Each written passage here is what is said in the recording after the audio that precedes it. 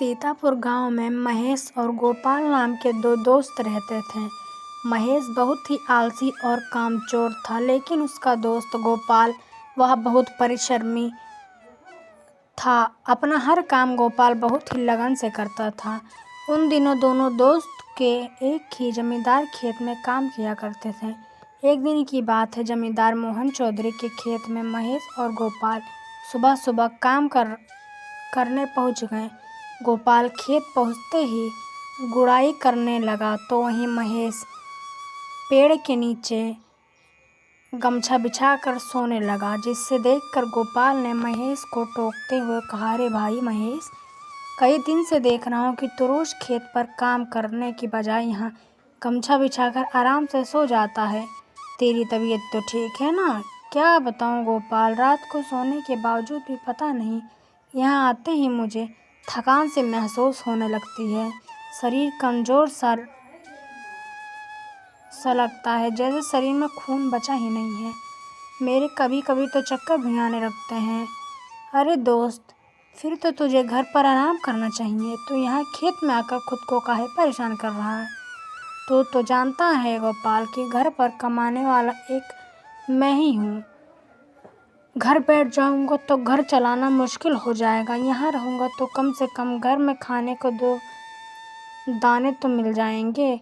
तो परेशान मत हो दोस्त, मेरे रहते तुझे कोई परेशानी नहीं आएगी। तेरा सारा काम मैं कर दिया करूँगा, तू बस अपनी सेहत का ध्यान रख।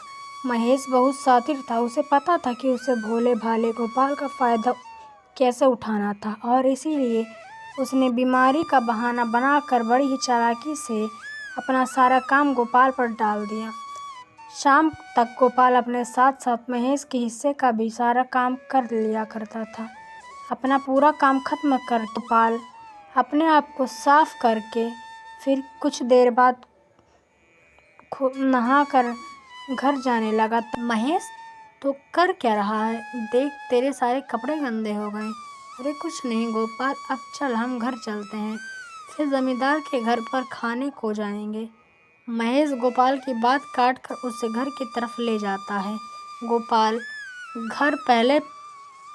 का घर पहले पड़ता है। महेश गोपाल को उसके घर पर छोड़कर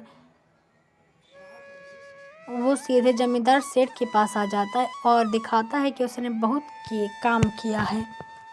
मालिक, आज खेत में बहुत काम था, ऊपर से तेज धूप, मानो जैसे पूरा शरीर खून चूस रही हो। हाँ, सो तो महेश, पर हम तुम्हारे काम से खुश हैं। तुम्हारी मेहनत हमें खेतों में बराबर दिखती है। जमींदार महेश के झूठ को पकड़ नहीं पाता है। वह सोचता है कि महेश बहुत काम करता है और गोपाल बहुत कामचोर है, क्योंकि गोपाल कभी इस बात को जाहिर नहीं करने देता कि उसने क्या काम किया और कितना काम किया। इसलिए जमींदार ने रसोइयों को आवाज़ लगाते हुए कहा, देखो प्रेमचंद, महेश बहुत ही परिश्रमी है, उसका अच्छे से देखभाल करो और देखना कि उसके खाने में कोई कमी हो ना पाए। यह कहकर जमींदार वहाँ से चला जाता है और रसोइयों की महेश को भरपेट खाना खिलाते हैं। पर दूसरी तरफ गोपाल का पेट भी नहीं भर पाता, क्योंकि वह सभी सेठ के पास इस तरह से नहीं जाता था। जमींदार के घर जाने से पहले वह नहा धो लेता था, फिर खाना खाने के लिए जाता था। जब एक दिन गोपाल ने महेश को जमींदार के घर खाना खाते हुए देखा तो उसने सोचा, यह कैसा न्याय है, जो इतना काम करता है उसे ठीक एक वक्त खाना भी नहीं मिलता, और महेश जो काम भी नहीं करता, खेतों में जाकर सो जाता है, उसे सेठ जी खाना खिला रहे हैं। गोपाल को बहुत दुख होता है। गोपाल को ऐसा देखकर महेश को पता लग जाता है। गोपाल के मन में संदेह पैदा हो गया, इसीलिए उसी रात महेश सीधा गोपाल के घर जाता है और उससे कहता है, देखो गोपाल, तुम खेतों की कोई भी बात जमींदार बाबू को नहीं बताओगे। मुझे पता लग गया है कि तुम अब तक मेरी दोस्ती का फ़ायदा उठा रहे हो। बीमारी का बहाना बनाकर तुम मुझसे अपने बदले का काम करवाते और जमींदार सेठ के वाहवाही को ले लेते हो। देख गोपाल, अगर तुम कुछ भी जमींदार को बताएगा तो तेरे लिए अच्छा नहीं होगा। ठीक है, मैं कुछ नहीं बताऊंगा, लेकिन सच तो छुपाया नहीं जा सकता। कभी न कभी तो उन्हें सब पता चल ही जाएगा।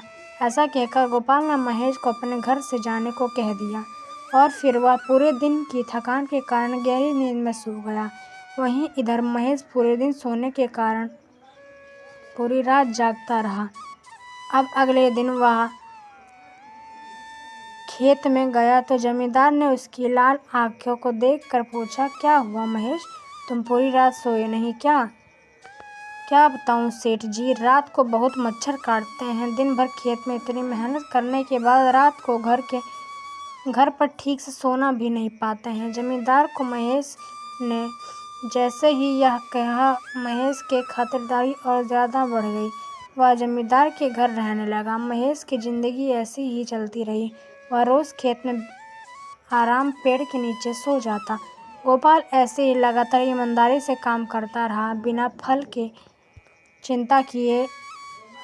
एक दिन जब खाना खाते समय रसोइया ने देखा कि महेश खाना बर्बाद कर रहा है, तो उसने महेश से कहा, मैं कई दिनों से देख रहा हूँ तुम खाना बर्बाद कर रहे हो। जितना खाना है उतना ही खाया लिया करो। वो देखो गोपाल का पेट भी नहीं भरता है। रसोइयों की महेश पर संदेह हुआ कि कुछ तो गलत ज़रूर हो रहा है। बात बताई। मामले के बारे में जानकर मालिक को रात को जमींदार से कहा, आपको जाकर देखना चाहिए कि गोपाल और महेश क्या करते हैं, कैसे काम करते हैं। आपको नज़र रखनी चाहिए दोनों पर। अरे भाग्यवान, आखिर तुम यहाँ सब कैसे कह रही हो? जमींदार के कारण पूछने पर उसकी पत्नी ने उसे संदेह का कारण बताया। इसके ठीक अगले दिन जमींदार ने ऐसा ही किया। बिना किसी को बताए खेत में उन्होंने देखा कि गोपाल बहुत ही लगन से काम कर रहा है, जैसे वह अपने लिए काम कर रहा हो। गमछा बिछाकर आराम से सो रहा था, जिसे देखकर जमींदार को बहुत गुस्सा आया। लेकिन फिर किसी से बिना कुछ कहे जमींदार वापस अपने घर आ गया और घर आकर अपनी पत्नी को पूरा वाक्य बताया। मुझे गोपाल के लिए बहुत दुख हो रहा है। वह इतना काम करके भी अन्याय झेल रहा था और एक बिना कुछ किए ही सुख भोग रहा था। आप गोपाल को कुछ और काम दे दीजिए और उसका मेहनताना बढ़ा दीजिए, ताकि उसे खेत में अब और मेहनत न करनी पड़े। पत्नी की बात मानकर जमींदार सूर्य अस्त तक इंतजार कर रहा था और जब वह दोनों वापस आते हैं तो वह महेश को अपने पास बुलाता है और कहता है, महेश, तुम मेरे कमरे में जाओ। महेश को कुछ भी नहीं समझ आता है कि यह सब क्यों हो रहा है। महेश जब कमरे में आया तो जमींदार ने उससे कहा, महेश, अभी तुम्हारा एक काम बाकी है। तुम गोपाल को हल्दी तेल लगाकर गर्म पानी से नहलाकर अच्छे से कपड़े पहनाओ और इस कमरे में लाओ। पर सेठ जी, सारे दिन परिश्रम करके मैं अब गोपाल को तेल लगाऊं? क्यों मालिक, मैंने आज तुम्हें देखा, तुम परिश्रम नहीं कामचोर हो। तुम कोई काम नहीं करते हो, सिर्फ सोते रहते हो। तुम आलसी हो, कामचोर हो, झूठे हो और इसी समय मेरे घर से निकल जाओ। मालिक, मुझे माफ़ कर दीजिए, बस एक मौका दे दीजिए। जमींदार महेश को धक्के देकर अपने घर से निकाल देता है कि तभी गोपाल जमींदार के पैरों पर पड़ जाता और कहता है, महेश को काम से मत निकालिए। मालिक, हम दोनों आके पास आए थे ना, आप इससे एक मौका और दीजिए, यह समझ जाएगा। गोपाल के कहने पर जमींदार ने उसकी बात मान ली और महेश को एक और मौका दे दिया।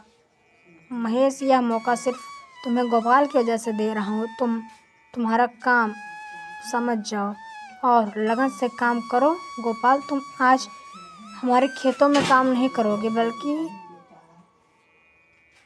हमारा हिसाब किताब संभालने का काम करोगे।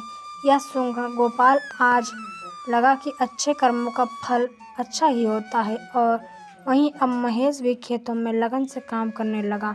महेश अब समझ गया कि काम चोरी करने से जीवन की सफल नहीं होगा, इसीलिए अब वह आलस त्याग देता है, कठिन परिश्रम करता है और फिर अच्छे से रहने लगते हैं दोनों लोग। अगर आपको हमारी कहानी पसंद आई हो तो लाइक, सब्सक्राइब करें और कमेंट करना ना भूलें।